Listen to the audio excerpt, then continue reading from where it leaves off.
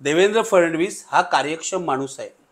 त्यांची प्रतिमा ही खलनायक म्हणून झाली होती. मी तुला एक जबाबदार भारतीय नागरिक म्हणून सांगतो, माझा या व्यवस्थेवरचा विश्वासच संपलेला. तर माझा हा आरोप आहे, न्यायमूर्ती धनंजय चंद्रचूड यांनी सत्ताधाऱ्यांशी काहीतरी संगनमत केलं आणि ह्या खटल्यांची सुनावणी होऊ दिली नाही, की हे जे इलेक्शन होतं तेच फेअर नव्हतं. तेव्हा निवडणूक आयोगाने बेकायदेशीरपणे पैसे वाटणाऱ्यांच्या हातामध्ये ही निवडणूक सोपवली होती, असा माझा दुसरा आरोप आहे. माझं म्हणणं आहे, जसे राजकारणी भ्रष्ट झाले आहेत ना, पण जनतेतला मोठा भाग सुद्धा भ्रष्ट झालेला आहे. शरद पवार हार कधी मानत नाही. नमस्कार, मी प्रशांत कदम. महाराष्ट्राच्या विधानसभा निवडणुकीचा निकाल लागला आहे आणि अभूतपूर्व असं यश महायुतीला मिळालेलं आहे. 132 जागा एकट्या भाजपच्या निवडून आलेल्या आहेत आणि महायुतीचं सरकार आपल्या मित्रपक्षांसह पुन्हा एकदा महाराष्ट्रामध्ये विराजमान होत आहे. पण हा जो निकाल लागलेला आहे तो सगळ्यांसाठीच धक्कादायक होता. म्हणजे विरोधकांना तर धक्का बसतोच अशा निकालानं, पण सत्ताधाऱ्यांच्या सुद्धा कल्पनेच्या पलीकडचा हा निकाल होता आणि त्यामुळं हा निकाल जो लागलेला आहे तो सगळ्यांसाठीच इतका धक्कादायक असताना त्याच्याबद्दल चर्चा खूप होत आहेत. तो कशामुळं लागला, त्याची कारणं काय, अनेकांना तो पटत पण नाही आहे. पण आता अर्थात निवडणूक पार पडलेली आहे, तर पटणं न पटण्याच्या गोष्टी ज्या आहेत त्याच्या पलीकडे आता जायला पाहिजे. पण विश्लेषण करणं आवश्यक आहे, नेमकं काय झालेलं आहे. आता माझ्यासोबत ज्येष्ठ पत्रकार निखिल वागळे सर आहेत. सर, गेल्या काही दिवसांपूर्वी आपण भेटलेलो होतो. तुम्हाला वाटत होतं की महाराष्ट्रामध्ये महायुतीचं सरकार येणार नाही, महाविकास आघाडीचं सरकार येईल. पण आता आपण बघतोय की निकालामध्ये वेगळ्याच गोष्टी घडलेल्या आहेत आणि इतक्या थम्पिंग मेजॉरिटीनं हे सरकार आलेलं आहे. महाराष्ट्राच्या इतिहासातलं सर्वात लोकप्रिय सरकार. एकही कॅबिनेट मंत्री इथं पडलेला नाही आहे. स्ट्राईक रेट जो आहे भाजपचा तो जवळपास 82% आसपास आहे. अजित पवारांचा 63% आसपास आहे. तर हे झाल्यानंतर अनेकांना असं वाटतंय की हा निकाल जो आहे तो लोक मान्य करत नाहीत. त्यांना कळतच नाही की हे कशामुळे झालं. तुमची प्रतिक्रिया काय आहे? माझी प्रतिक्रिया ही आहे की मला हा निकाल पटत नाहीये. बरं. म्हणजे कितीही आपण विचार केला की लोकशाहीविषयी आम्हाला आदर आहे, निवडणूक आयोगाविषयी जो काय उरला आहे तो आदर आहे, तरीसुद्धा मला असं वाटतं की जे ग्राउंडवरून मैदानातून ज्या भावना येत होत्या, लोकभावना, आणि जी परिस्थिती दिसत होती त्याच्या उफराटा निकाल आहे, पूर्णपणे उफराटा निकाल आहे. आणि आज 4 दिवस झाले. म्हणजे धक्कादायक निकाल लागत नाही तसं नाही, लागतात की, पण इतका धक्कादायक निकाल, इतका उलटा सुलटा निकाल, म्हणजे मी तुला सांगतो, मी पहिल्यापासून हे सांगतोय, माझ्याकडे अजून ठोस पुरावा नाही, पण हा निकाल न पटणारा आहे. परिस्थिती जी होती त्याच्याबरोबर उलटा निकाल आहे. आणि मी हे पण सांगतो, महायुती जिंकली असती तरी मला काही आश्चर्य वाटत नसतं, हरकत वाटली नसती. याचं कारण अटीतटीची लढाई होती. मधल्या काळात कुठेतरी महाविकास आघाडीला यांनी ओव्हरटेक केलं, हे पुढे गेले आणि हे जिंकले. पण आकड्यातला जो फरक आहे, म्हणजे सत्ताधारी पक्षाकडे जवळजवळ 230 वगैरे जागा जात आहेत आणि उरलेल्या काही 50-60 जागा या विरोधी पक्षाकडे जात आहेत. हा निकाल नुसता अनपेक्षित नाही आहे, हा एकतर चमत्कार आहे किंवा घोटाळा आहे, हे मी तुला स्पष्टपणे सांगतो, असं मला वाटतं. बरं. याचे पुरावे हळूहळू बाहेर येतील. पण काल जे शरद पवार म्हणालेत, आणि त्यांच्या विधानाला मी अशासाठी महत्त्व देतो, ते हरले म्हणून असं बोलतायत असं मी म्हणणार नाही. कारण शरद पवार हे या बाबतीमध्ये अत्यंत मॅच्युअर असे नेते आहेत. अत्यंत प्रगल्भपणे ते प्रतिक्रिया देत असतात. त्यांनी सरसकटपणे संजय राऊत यांच्याप्रमाणे निवडणूक आयोगावर आरोप केले, EVMवर आरोप केले, घोटाळा झाला म्हणून म्हटलं, असं झालेलं नाही. बरोबर. तरीही शरद पवार जर EVM विषयी शंका उपस्थित करत असतील, ते असं म्हणतायत माझ्याकडे काही पुरावा नाही आहे आज. बरोबर. पण एकीकडे तुम्ही हरियाणा भाजपला देता, दुसरीकडे जम्मू काश्मीर विरोधी पक्षांना मिळते, त्यानंतर इथे झारखंड आता विरोधी पक्षाला देता, महाराष्ट्रासारखं मोठं राज्य भाजपला देता. म्हणजे काहीतरी सेटिंग आहे की काय असं वाटण्यासारखी परिस्थिती आहे, असं ते सुचवतायत. आणि मला असं वाटतं, शरद पवारांची ही जी प्रतिक्रिया आहे, राजकारणामध्ये जवळजवळ 60-70 वर्ष घालवल्यानंतर ही आपल्या सगळ्या व्यवस्थेविषयी, निवडणुकीच्या व्यवस्थेविषयी, लोकशाहीच्या व्यवस्थेविषयी प्रश्नचिन्ह निर्माण करणारी आहे. दुसरं मला का शंका येते मी तुला सांगतो. मतदान झाल्यानंतर एकदा मतदानाच्या फिगर्समध्ये करेक्शन होतं वगैरे, हा आपला अनुभव आहे. हो. म्हणजे संध्याकाळी 6 वाजता जे फिगर्स येतात 58%, 59%, ते 2-3% वाढतात. यावेळेला मतदानाचे फिगर्स किती वेळा वाढल्या? आधी 58 आलं, नंतर 61 आलं, मग 63 आलं, मग 65 आलं आणि मग 66च्या वर आपण गेलो. 66% वर मतदान हे अनप्रेसिडेंटेड आहे, अभूतपूर्व आहे महाराष्ट्रात अलीकडच्या काळामध्ये. 14ला पण झालं नव्हतं, 19ला पण झालं नव्हतं. तर हे वाढलेलं संघामध्ये 80% पर्यंत पोहोचलेले, कोल्हापूर वगैरे एक्झॅक्टली हे जे वाढलेलं मतदान आहे ते माझ्या मनात शंका निर्माण करतं. आणि काल परकला प्रभाकर जे आहेत, ज्यांनी लोकसभा निवडणुकीतल्या 71 जागांबद्दल सुद्धा प्रश्न विचारले होते, परकला प्रभाकर, निर्मला सीतारामन यांचे माजी पती, ती काय खरं त्यांची ओळख नाही, पण आपण एक लोकांना कळावं म्हणून हे म्हणतोय. तर त्यांनी सुद्धा शंका उपस्थित केली आहे या वाढलेल्या मतदानाबद्दल. दुसरी एक गोष्ट तुला सांगतो, आज लोकमतमध्ये 95 मतदारसंघातले आकडे आले आहेत. ते असं म्हणतात की ईव्हीएमचा आकडा आणि प्रत्यक्ष वोटिंग याचा आकडा काही जुळत नाहीये. 95 मतदारसंघात ही कशी तफावत झालेली आहे? संशय येण्याची ही कारण आहेत. आज ठोस पुरावा असता तर मीच कोर्टात गेलो असतो, पण ठोस पुरावा आहे असं मला वाटत नाही. पण जे काही झालंय, ज्या पद्धतीचा निकाल लागलेला आहे, तो विजेत्यांना पण अपेक्षित नव्हता आणि पराभूतांना पण अपेक्षित नव्हता. हे काय आहे? ह्याला काय म्हणायचं? म्हणजे ह्याला चमत्कार म्हणायचं की याला महाघोटाळा म्हणायचं? आणि मी हे जबाबदारीने बोलतोय, हे लक्षात घे.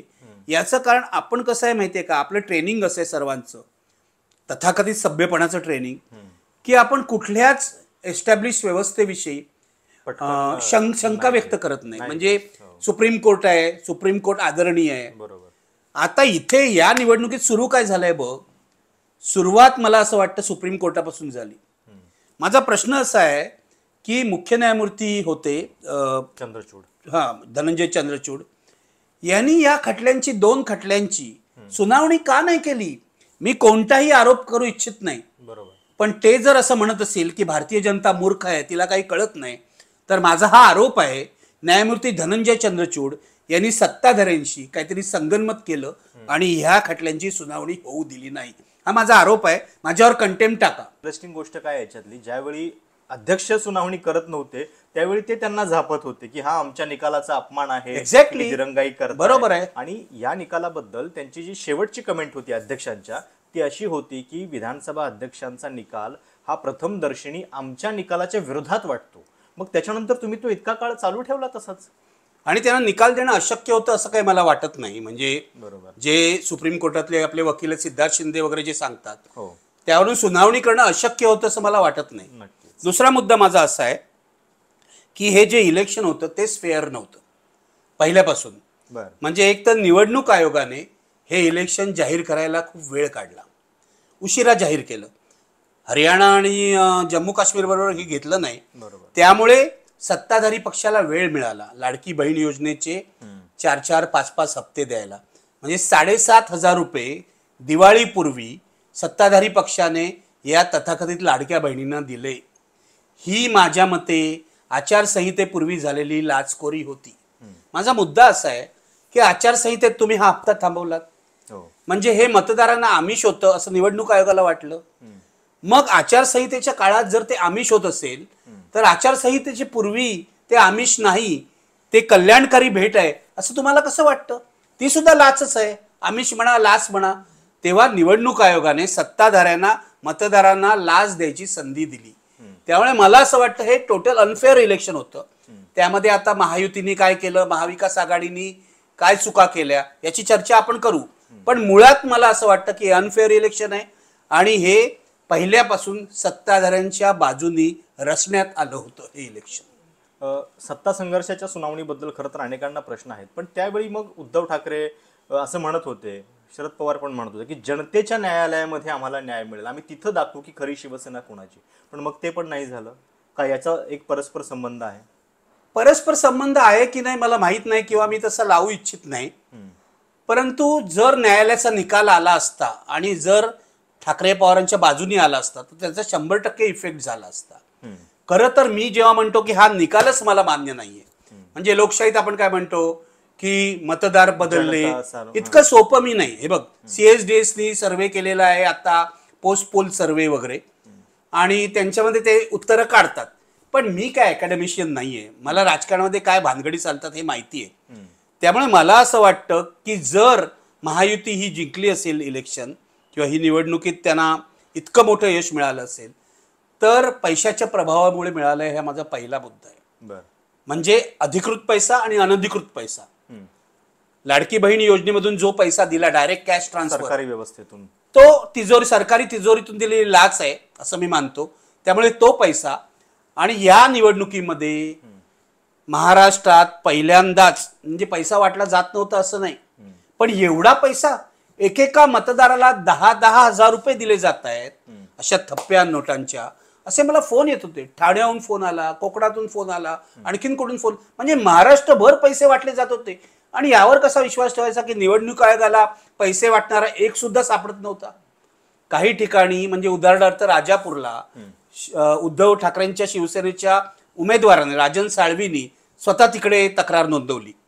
त्यामुळे काही लोकांना पकडण्यात आलं किंवा त्यांनी पकडून दिलं म्हणा, आणि हे शिंदे यांच्या पक्षाचे लोक होते. असा उमेदवारांनी पुढाकार घेऊन, पण निवडणूक आयोगाचा पोलिसांचा पुढाकार कुठे आहे? तेव्हा निवडणूक आयोगाने बेकायदेशीरपणे पैसे वाटणाऱ्यांच्या हातामध्ये ही निवडणूक सोपवली होती असा माझा दुसरा आरोप आहे. म्हणजे पहिला आरोप सुप्रीम कोर्टावर, दुसरा आरोप निवडणूक आयोगावर निवडणूक लांबवल्याबद्दल, आणि तिसरा आरोप इथल्या स्थानिक निवडणूक आयोगावर की त्यांनी पैसा रोखायला, बेकायदेशीर पैसा रोखायला, पैशाचं वाटप रोखायला कोणताही प्रयत्न केला नाही. ते हेलिकॉप्टर सगळ्यांची तपासत बसले. ज्याच्या उद्धव ठाकरे काय हेलिकॉप्टर पैसे घेऊन जाणार होते का? व्हिडिओ येत होते मधनं. किंवा सुप्रिया सुळे काय पैसे घेऊन जाणार होते? नंतर त्यांनी तमाशा पण केला, शिंदेचं अजित पवारांचं हेलिकॉप्टर तपासायचा वगैरे. ते गंमत चालली आहे का? माझं असं म्हणणं आहे, मी तुला एक जबाबदार भारतीय नागरिक म्हणून सांगतो, माझा या व्यवस्थेवरचा विश्वासच संपलेला आहे.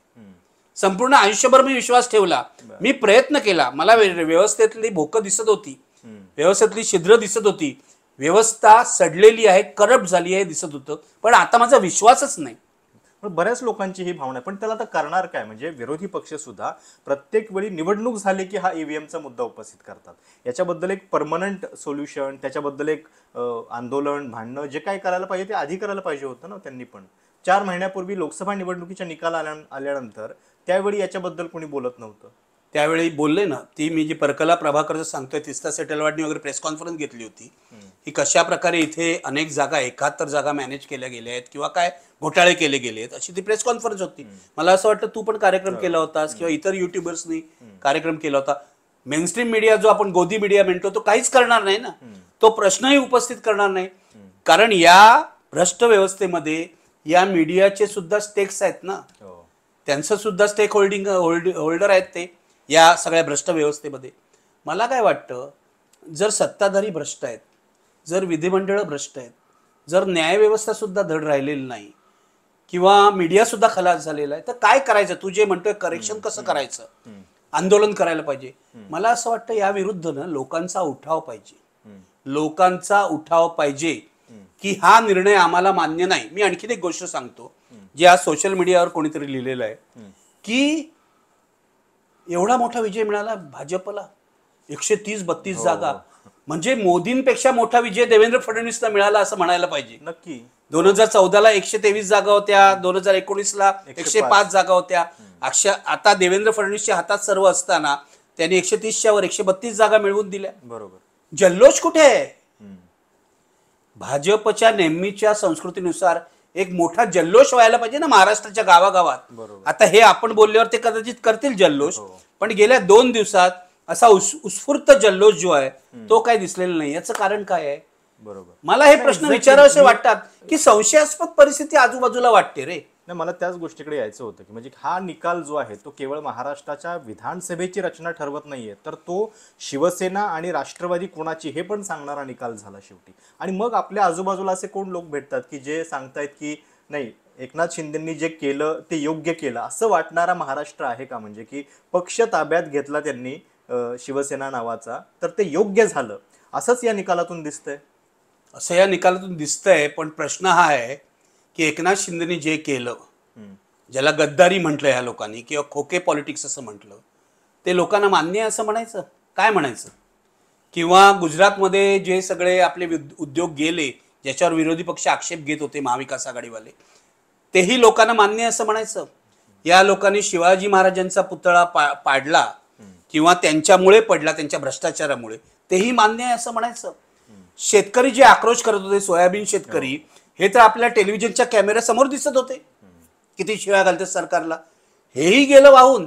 काय म्हणायचं? म्हणजे हे सगळं सामान्य जनतेच्या लक्षातच आलं नाही.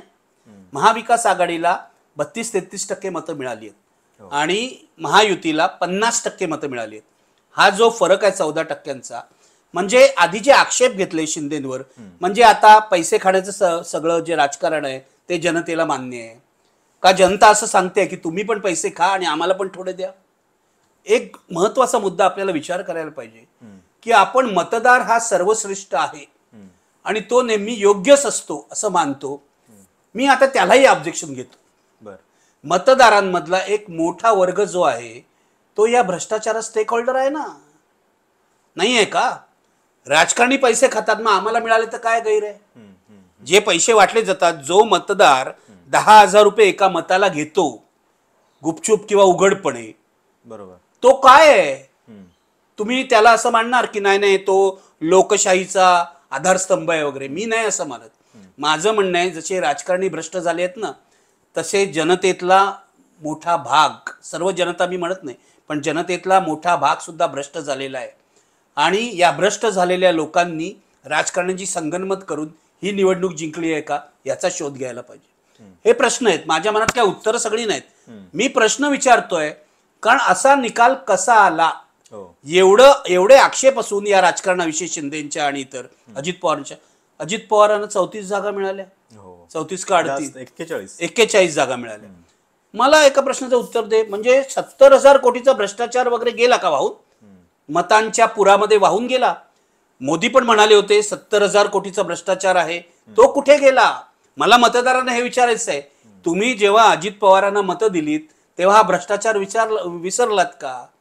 अजित पवार, मी काय धरणात, त्यांच्या बाजूने ते जे कारण सांगतायत की हा एवढा मोठा विजय का मिळाला, याचं कारण त्यांचं म्हणणं आहे की एकतर लाडकी बहीण योजना वगैरे तर आहेच, पण सोबत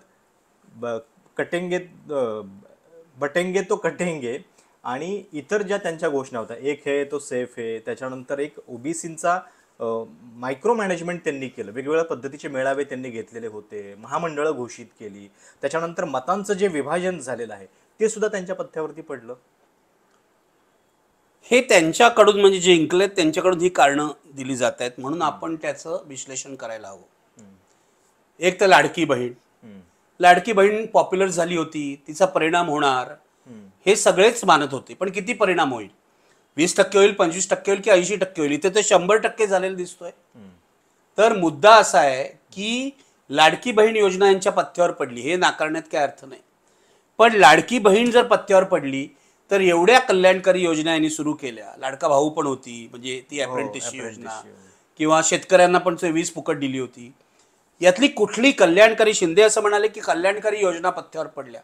आधीच्या सरकारने कल्याणकारी योजना केल्या नव्हत्या का? आणि कल्याणकारी योजना जर पथ्यावर पडायचं असेल तर लाडकी बहीणला पर्याय महाविकास आघाडी 3,000 रुपये दिला होता. आता असं म्हणतात, काल शरद पवारही असं म्हणाले की त्यांना मिळाले होते पैसे, प्रत्यक्ष डिलिव्हर केले होते, हे महत्वाचं होतं. असेल कदाचित, मला माहित नाही, पण लाडकी बहीण हा यांच्या दृष्टीने महत्वाचा मुद्दा असला तरी लाडक्या बहिणीमुळे हे निवडणूक जिंकू शकत होते. पण फरक जो आहे ना तो पटतच नाही. 2 कोटी लाडक्या बहिणींनी एवढी मतं दिली म्हणून एवढा मोठा विजय मिळाला आणि विरोधी पक्ष अक्षरशः उद्ध्वस्त झाला, हे पटण्यासारखं आहे का? दुसरा मुद्दा, कटेंगे तो बटेंगे, बटेंगे तो कटेंगे हे आदित्यनाथनी आणलं, उत्तर प्रदेशच्या मुख्यमंत्र्यांनी. ते पहिल्यांदा इथल्या भाजपवाल्यांनाच पटत नव्हतं, पंकजा मुंडेंनी ऑब्जेक्शन घेतलं, अजित पवार, अशोक चव्हाण अनेकांनी ऑब्जेक्शन घेतलं. त्यानंतर मोदींनी ते मवाळ केलं आणि एक आहे तो सेफ आहे असं केलं. म्हणजे हिंदू जर एक असेल तरच आपण सुरक्षित राहू असं सांगण्याचा प्रयत्न होता. आता फडणवीस असं म्हणतात, नाही सगळा समाज एक असेल तर सुरक्षित राहू असं सांगण्याचा. पण तुमच्या समाजामध्ये मुसलमान येतात की नाही? तुमच्या समाजामध्ये अल्पसंख्या येतात की नाही? आणि निवडणुकीच्या आधी 2 दिवस हे कुणालाच कळलं नाही आपल्याला, पण उद्धव ठाकरेंच्या विरुद्ध त्यांनी मुसलमानांना पाठिंबा दिला आहे. त्यांनी 1992-93 जी दंगल झाली ती चूक आहे असं म्हटलं, माफी मागली, माफी मागितली, बातम्या असं असं सगळे खोटी फेक न्यूज, खोट्या बातम्या अशा सोशल मीडियात पसरत होत्या. त्याचा परिणाम काय होईल हे कळलं नाही, मला तरी कळलं नाही. मला असं वाटलं की फेक न्यूज आहे, कारण पेपरवाले देत होते की हे फेक न्यूज आहे, एबीपी न्यूजने दिलं होतं. तंत्रज्ञान काढलं हा, होतं की हे म्हणजे फेक paper न्यूज आणि लोकांना कसं की पेपर मधलं अक्षर बघितल्यानंतर प्रथमदर्शनी वाटतं की हे खरं लोगो वापरायचा, सकाळचा लोगो वापरला, हो. एबीपी न्यूजचा लोगो वापरला, त्यांनी स्पष्टीकरण दिलं, पण तोपर्यंत ही फेक न्यूज पसरलेली असते. आणि लढाई फेक नेरेटिव्ह सोबत आहे असं आधी म्हणत होते, म्हणजे की म्हणजे फेक नॅरेटिव्ह ह्यांनी केलं की त्यांनी केलं. लबाडी बघा, फेक नॅरेटिव्ह 2014 पासून कोण करतंय, तर भाजपवाले करताय त्यांच्यावर आरोप आहे. आता फेक नॅरेटिव्ह कोणी केलं, तुम्ही केलं की त्यांनी केलं. म्हणजे हा विचार केला पाहिजे. आणि मला असं वाटतं, मला हे फडणवीसना म्हणू दे की एक आहे तो सेफ आहे वगैरे, यशस्वी झालं, मी हे अशासाठी मानायला तयार नाही इतक्या सोपेपणाने की धर्मांध भावना एवढ्या लवकर पसरली आतापर्यंत नव्हती. गेल्या 2.5 वर्षामध्ये 8 ते 10 ठिकाणी, जिल्ह्याच्या ठिकाणी, कोल्हापूर असेल, सोलापूर असेल, दंगली घडवायचा प्रयत्न झाला. कोल्हापूरमध्ये केवढं मोठं यश मिळालं, 11 पैकी 10 जागा, 8 पैकी 8. एक्झॅक्टली, दंगली घडवायचा प्रयत्न झाला, पण त्या दंगली पसरल्या नाहीत.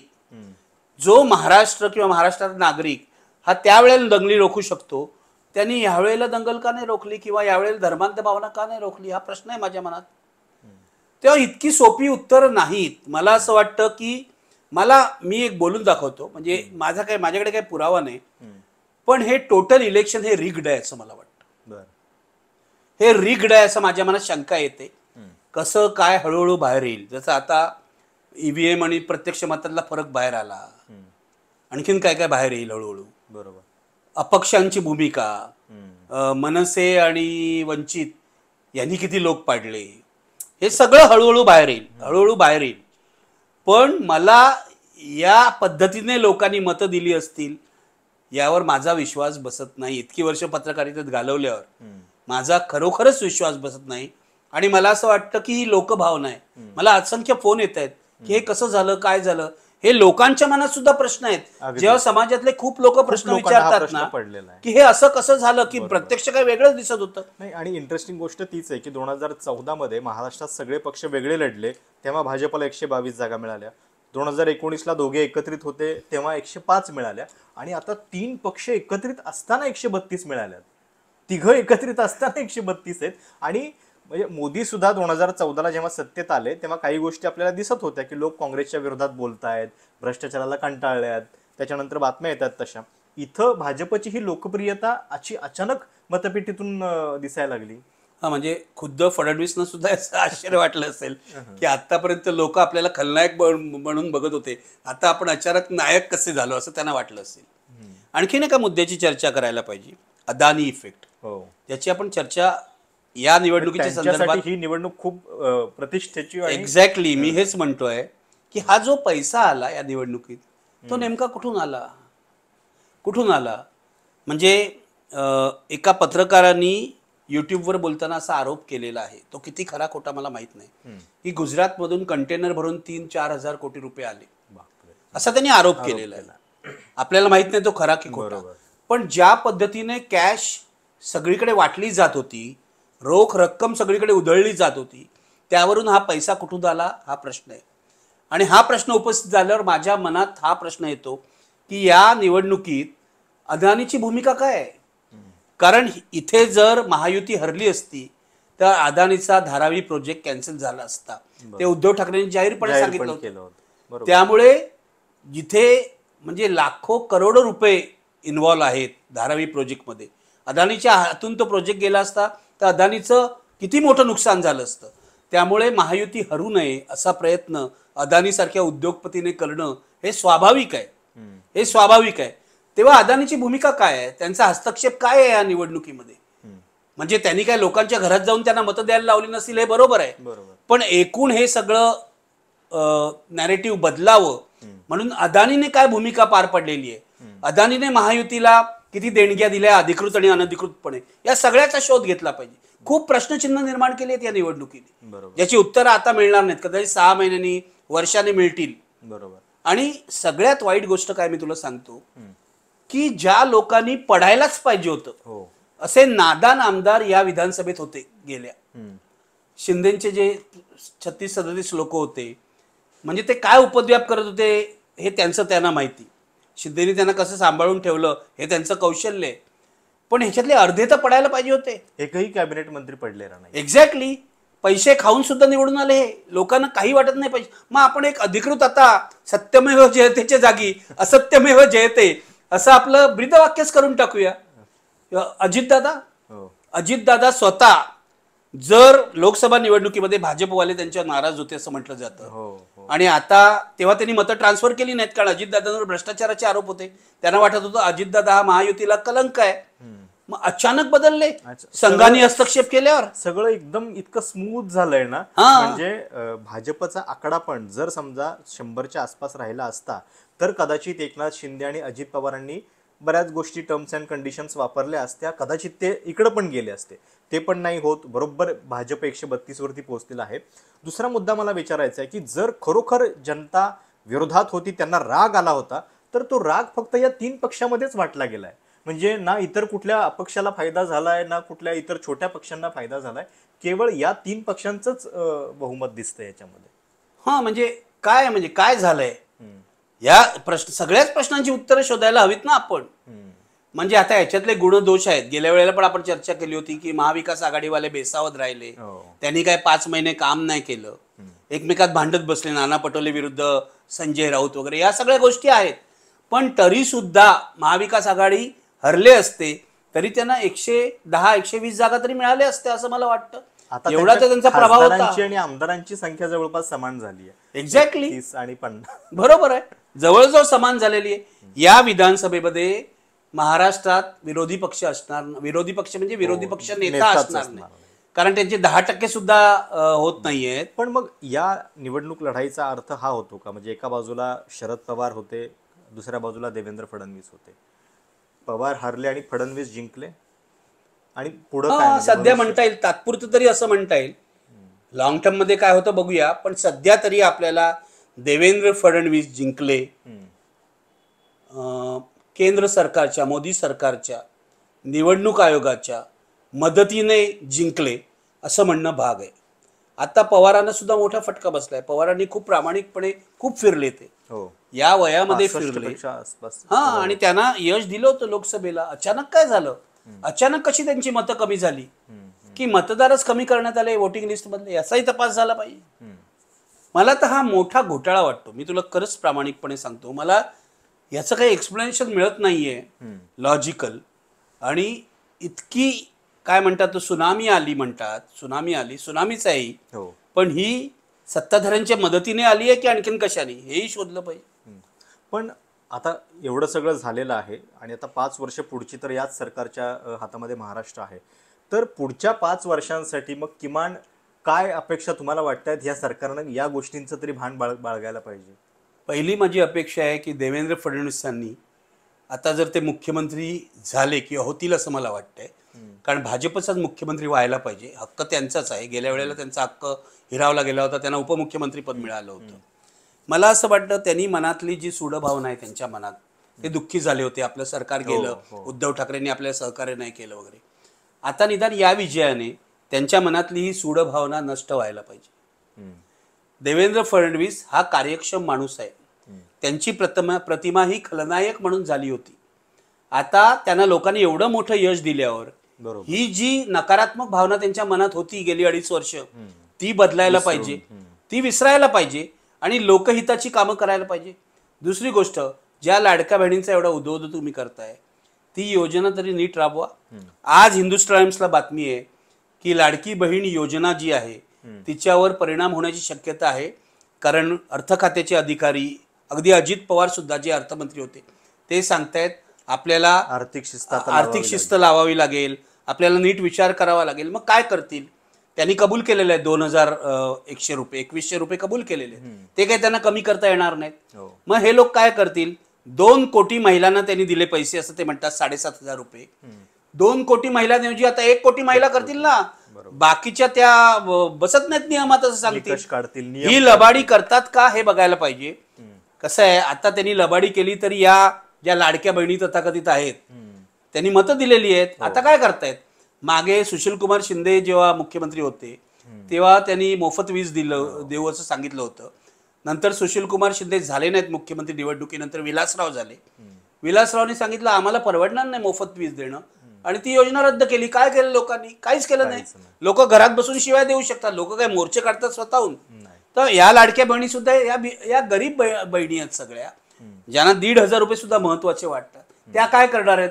समजा 2 कोटीपैकी 1 कोटी काढून टाकले त्यातल्या बहिणी, तर काहीच करू शकत नाही. तर माझं इतकीच इच्छा आहे की हे जर नवं सरकार देवेंद्र फडणवीसांचं असेल किंवा शिंदेचं असेल किंवा ज्यांचं कोणाचं असेल, अजित पवारांचं असेल, त्यांनी या लबाड्या करू नयेत, प्रामाणिकपणे जनतेची सेवा करावी असं माझं मत आहे. आणि आपले जे समर्थक आहेत ना, जे सोशल मीडियात आणि इतरच असतात आणि विरोधक म्हणजे शत्रू मानतात आणि त्यांना शिवीगाळ करत फिरत असतात, त्यांना आवरावं, कारण त्यांचे खरे शत्रू ना तेच आहेत. अगदी खरं. आपण ठाकरेंच्या बद्दल फारसं बोललोच नाही. म्हणजे एकतर उद्धव ठाकरेंचं या सगळ्या निवडणुकीच्या निकालानं जे झालंय आणि आता पुढे मुंबई महानगरपालिकेची निवडणूक त्यांना अशा कमी संसाधनांच्या द्वारे, कमी आमदारांच्या द्वारे अशी लढावी लागणार आहे. आणि समोर पुन्हा एकनाथ शिंदे जे सत्तेत असतील त्यांचं आव्हान असेल, भाजपचं आव्हान असेल, की ज्यांना आता मुंबई महानगरपालिका बळकवायची आहे. मागच्या वेळी सुद्धा तो फरक 2 वरती आलेला होता. एकतर उद्धव ठाकरे आणि दुसरं राज ठाकरे, की जे इतक्या म्हणजे अगदी उद्धव ठाकरे हे खरे गद्दार आहेत असं विधान त्यांनी केलेलं होतं, पण त्यांना सुद्धा काही मिळालेलं नाहीये, शून्यावरती आलेत ते. या 2 ठाकरेंच्या बद्दल, ठाकरेंबद्दल बोलूया. आपल्याला पवारांविषयी सुद्धा बोलावं लागेल. पवारांचं भवितव्य काय आहे? मला असं वाटतं उद्धव ठाकरेंच्या दृष्टीने फार मोठी कसोटी आहे. इतका धक्का बसल्यावर ते काय करणार आहेत? पुढे लढणार आहेत की नाही? मुंबई महापालिका निवडणूक आता घेतील, आता भाजपला बळ येईल. त्यांनीच ती पुढे ढकलली होती.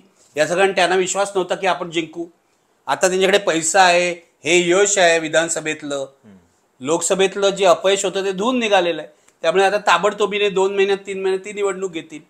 तर उद्धव ठाकरे पुन्हा उभे राहणार आहेत की नाही? माझं असं मत आहे कोणताही विरोधी पक्ष, कोणताही पक्ष, राजकीय पक्ष हा अशा पद्धतीने संपत नाही किंवा तो मृतप्राय होत नाही, मरत नाही. त्याचा नेता काय करतो? तो नवे अनुयायी मिळवतो का? तो लोकांच्या प्रश्नावर लढतो का? यावर अनेक गोष्टी अवलंबून राहतील. उद्धव ठाकरे काल असं म्हणाले आम्ही महाराष्ट्रासाठी लढणार. आता महाराष्ट्रासाठी लढणार म्हणजे तुम्ही नेमकं काय करणार आहात हे लोकांना दाखवून द्यावं लागेल. नुसतं प्रेस कॉन्फरन्समध्ये बोलून टीव्हीला बाईट देऊन चालणार नाही. लोकल लढे तुम्ही उभारणार आहात का? महाराष्ट्राने खूप मोठे विरोधी पक्ष नेते, झुंजार विरोधी पक्ष नेते, कृष्णराव धुळप पासून ते अगदी मृणाल गोरेपर्यंत पाहिलेले आहेत. तर तुम्ही खऱ्या अर्थाने विरोधी पक्ष नेते होणार आहात का? तुम्ही लोकांच्या प्रश्नावर, शेतकऱ्यांच्या प्रश्नावर, महिलांच्या प्रश्नावर, कष्टकऱ्यांच्या प्रश्नावर आंदोलन उभारणार आहात का? हा खरा प्रश्न आहे. उद्धव ठाकरेंची सगळ्यात मोठी कसोटी आहे. आणि जर ते शिवसेनेची सूत्र पुढच्या काळात आदित्य ठाकरेंकडे सोपवणार असतील तर आदित्य ठाकरे सुद्धा ते प्रॉमिसिंग आहेत. म्हणजे उच्चभ्रू आहेत वगैरे, बरोबर आहे, पण त्यांना प्रश्नांची जाण चांगली आहे, अभ्यास चांगला आहे. ते पुढे काय करणार आहेत? तरुण पिढी काय करणार आहे महत्वाचं आहे. जसं राष्ट्रवादी काँग्रेसमध्ये रोहित पवार काय करणार आहेत, जे तरुण आमदार आहेत ते काय करणार आहेत. तर मला असं वाटतं ही उद्धव ठाकरेंची कसोटी आहे. आणि मी शरद पवारांकडे अशा पद्धतीने पाहतो की शरद पवार हार कधी मानत नाहीत, हे लक्षात घ्या. इतक्या वर्षामध्ये त्यांचं एवढं काय म्हणतात दीर्घ राजकीय जीवन आहे, ते कधी हरलेत, त्यांना सेटबॅक खूप मिळालेले आहेत. काल पण ते कराडमध्ये होते. म्हणजे आज ते म्हणाले ना मी काय घरात बसणार नाही. ते घरात बसणारच नाही, ते आजपासून फिरायला लागतील. बरोबर, थोडीशी विश्रांती घेतील आणि फिरायला लागतील. पुन्हा बांधणी सुरू करतील. अजित पवारांच्या लक्षातही येणार आहे ते कधी आपल्याला काय म्हणतात ते धोबी पछाड देतील. तेव्हा शरद पवारांकडून मला अपेक्षा आहे की ते लढत राहतील. जोपर्यंत त्यांची तब्येत चांगली आहे तोपर्यंत ते लढत राहतील. महाराष्ट्रातलं जे आता विरोधी पक्ष जो विधानसभेच्या सभागृहामध्ये अत्यंत कमी झालेला आहे, कमकुवत झालेला आहे, क्षीण झालेला आहे, त्या विरोधी पक्षाला उद्धव ठाकरे आणि शरद पवार आणि काँग्रेसचे नेते, आता काँग्रेसचे नेते कोण आहेत? नाना पटोलेंनी राजीनामा दिला अशी बातमी आहे. तेव्हा नवे जे कोणी काँग्रेसचे दुसऱ्या फळीतले नेते आहेत आणि चांगले नेते आहेत, पराभव होऊ दे, यशोमती ठाकूर वगैरे पराभव होऊ दे आज, पण सतेज पाटील, यशोमती ठाकूर हे झुंजार नेते आहेत. हे काय करणार आहेत? आणि जरी विधिमंडळात तुमचा पक्ष क्षीण झालेला असला तरी विरोधी पक्ष रस्त्यावर सुद्धा असतो. तेव्हा या लोकांना माझा प्रश्न असा आहे, तुम्ही रस्त्यावरची लढाई करणार आहात का? तुम्ही सेक्युलरिझमसाठी लढता असं म्हणता, लोकांना पटलं पाहिजे तुम्ही सेक्युलरिझमसाठी लढता. बरोबर. ज्या मुसलमानांनी, दलितांनी, आदिवासींनी तुम्हाला मतं दिली त्यांचे प्रश्न घेऊन तुम्ही अशा प्रकारे संघर्ष करणार आहात का? यावर यांचं भवितव्य अवलंबून आहे. बरोबर. नुसतं पंचतारांकित किंवा एअर कंडिशन चेंबरमध्ये बसून राजकारण होऊ शकणार नाही. अगदी. लोकांसाठी लढले तर टिकतील आणि वाढतील सुद्धा. बरोबर. राज ठाकरेंचं काय, म्हणजे की राज ठाकरे खरं तर या बाजूला आले, परत त्यांनी असं म्हटलं होतं की भाजपचा मुख्यमंत्री होईल, देवेंद्र फडणवीस होतील आणि आम्ही सत्तेत सहभागी असू, पण त्यांना काहीच मिळालं नाही. म्हणजे माझा यावर विश्वासच नव्हता की ते काय बोलतात त्याच्यावर. राज ठाकरे उत्तम वक्ते आहेत, ते करमणूक करतात, ते काय विचारवंत नाही आहेत, विचारवंत नेते वगैरे अशी काही इमेज नाही आहेत. ते करमणूक करतात लोकांची, त्यांना लोक मतं देत नाहीत, हे पुन्हा एकदा सिद्ध झालं. राज ठाकरे यांनी या निवडणुकीत सुद्धा भाजपला मदतच केलेली आहे. ते भाजपची बी टीम म्हणूनच वावरलेले आहेत. तुम्ही जर आकडे पाहिलेत तर 25 पेक्षा जास्त मतदारसंघात त्यांनी उद्धव ठाकरेंच्या उमेदवाराचं नुकसान केल्याचं लक्षात येतं. अगदी मुंबईत सुद्धा 19,000 20,000 एवढी मतं आहेत, पण आदित्य ठाकरे सुद्धा जे जिंकले वरळीला ते थोड्या मतांनी जिंकलेले आहेत. जास्त मतं 19,000 मतं संदीप देशपांडेंनी खाल्लेली आहेत. तेव्हा राज ठाकरेंचं धरसोडीचं धोरण आहे. राज ठाकरेंनी ठरवायला पाहिजे आपल्याला काय करायचंय. भाजप बरोबर जायचं असेल तर जावं त्यांनी, शिंदेही आहेत, तुम्ही पण जा. त्यांना सत्तेत वगैरे सहभाग आता मिळेल असं दिसत नाही, एकही आमदार निवडून आलेलं नाही त्यांचा. तेव्हा ते काय करणार हा त्यांचा प्रश्न आहे. एरवी सुद्धा ते जेव्हा पराभव होतो तेव्हा शांत बसून राहतात, 2-4 प्रेस कॉन्फरन्स घेतात, अतिशय ज्याला म्हणतात चलाखचे डायलॉग मारतात. ते करतील ते, पण माझी काय राज ठाकरेंकडून काही वेगळी अपेक्षा नाही. याचं कारण त्यांच्या पक्षाला धोरणच नाहीये, काहीही धोरण नाहीये. इंजिनाची दिशा पण त्यांनी 2 वेळा बदलली. आता इंजिन राहतं की नाही हाच महत्वाचा प्रश्न आहे ना. काही चर्चा सुरू झाल्यात. आता राज ठाकरेंची निशाणी त्यांची अधिकृत प्रादेशिक पक्ष म्हणून जी मान्यता आहे ती राहते की नाही हाच महत्वाचा प्रश्न आहे. बरोबर. जाता जाता जे सगळे मतदार असतील, सामान्य नागरिक जे गोंधळलेले आहेत, ज्यांना कळत नाहीये हा निकाल काय लागलाय, अनेकांची अवस्था हीच आहे. तुम्ही पण म्हणताय की म्हणजे निकाल हा न पटण्यासारखा आहे, तर त्यांच्यासाठी तुम्हाला काय सांगायचं आहे नेमकं? त्यांच्यासाठी मला एवढंच सांगायचं आहे की जागरूक राहा. सडलेली व्यवस्था आहे, आपल्याला सगळ्यांना माहिती आहे. व्यवस्था सडलेली आहे. या देशातला लोकशाहीचा कोणता स्तंभ स्वच्छ आणि धड राहिलेला नाहीये. त्या सगळ्याला जे काय वाळवी लागायची ती लागलेली आहे. आता आपण काहीच करू शकत नाही आपल्याला निकाल पटला नाही तरी, कारण हा ऑफिशियल निकाल आहे, हा निवडणूक आयोगाने मान्य केलेला आहे, त्यांनी शिक्कामोर्तब केलेला आहे. आणि आपण काय क्रांती उठाव वगैरे काही करू शकत नाही. आपण सर्वसामान्य माणसं, मध्यमवर्गीय माणसं आहोत, त्यामुळे हे काय आपण करू शकत नाही.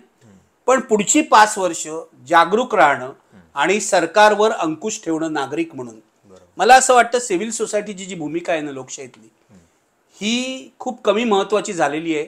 कारण नागरिक म्हणून आपण ती भूमिका बजावतच नाही. लोकशाहीमध्ये जेव्हा लोकांचं पार्टिसिपेशन असेल, लोकांचा सहभाग असेल, तेव्हाच ती लोकशाही खरी असते. बरोबर. तेव्हा लोकशाहीमध्ये आपला सहभाग नागरिक म्हणून कसा वाढेल, आपण आपल्या आमदारांवर, खासदारांवर अंकुश कसा ठेवू शकू आणि आपल्या सरकारला प्रश्न कसे विचारू शकू, हे नागरिकांनी बघायला पाहिजे. आणि ज्यांना ज्यांना या निकालाविषयी दुःख झालेलं आहे, मला असं वाटतं त्यांनी अधिक सजग नागरिक बनायचा प्रयत्न केला पाहिजे. याच नोटवरती आपण थांबूयात.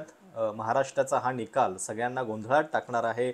अनेकांना त्याच्यामुळे प्रश्न पडलेले आहेत. त्यामुळं या निकालाबद्दलचं काही विश्लेषण आपण सरांच्याकडून जाणून घेतलेलं आहे. आणि खरोखर म्हणजे पुढच्या 5 वर्षांसाठी सत्ताधाऱ्यांनी सुद्धा या सगळ्या प्रचंड बहुमताचं भान ठेवून कारभार केला पाहिजे. आणि सोबतच ज्या लोकांना हे प्रश्न पडलेले आहेत की निकालानंतर म्हणजे काय नेमकं करायचं, त्यांच्यासाठी सुद्धा सरांनी संदेश दिलेला आहे. ही मुलाखत तुम्हाला कशी वाटली? तुमच्या काही सूचना असतील, कमेंट्स असतील तर आवर्जून कळवा. चॅनल सबस्क्राईब करायला विसरू नका. धन्यवाद.